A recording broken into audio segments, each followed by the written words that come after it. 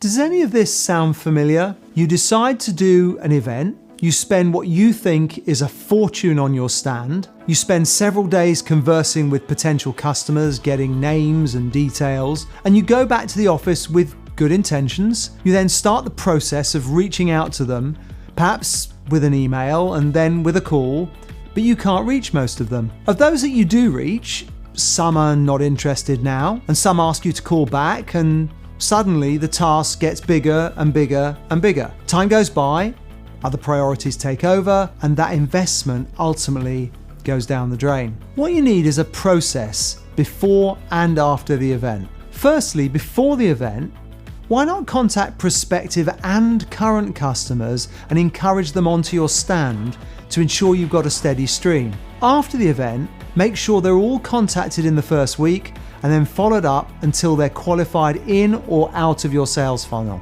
Let's look at this in a little more detail. What to do before the event? Go through your database and identify those customers who would be interested in the specific event and create a compelling reason for them to attend. Now, that could be an offer or perhaps the launch of a new product. The same could be said for prospects that are in your funnel now and those that you'd like to deal with in the future. Ultimately, timing is essential. With busy calendars and inevitable dropouts, timing is key.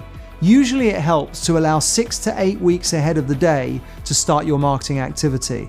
If you can allow for more, all the better. And if you're running several events throughout the year, it helps to offer choice in case your customers can't attend a specific date. Email outreach is often a core part of most activities in advance of whichever form of event you're running, or in which event you're participating. Response though can be low, which is why you need to follow this tactic up with a call. Nurturing using some form of automation is really important in addition to regular reminders ahead of the day. The specific strategy will depend though on the nature of the activity, whether it's an exhibition, a webinar, a conference, or whatever. Engaging with prospects and customers for something that is relevant, timely, and interesting is one of the best methods of lead generation.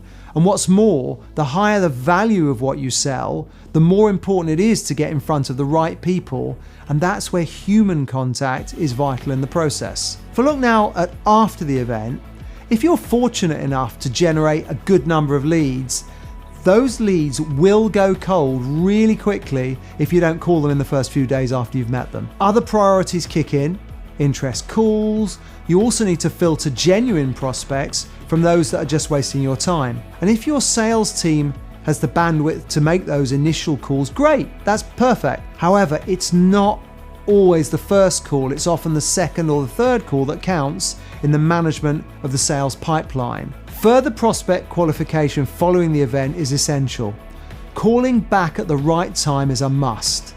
That could include those calls that take place weeks and months afterwards. Ultimately, the time devoted to making sure that no prospect or customer is left hanging after a potentially expensive form of marketing activity is a worthwhile investment. And usually it's best accomplished by picking up the phone and doing that consistently until you get an outcome.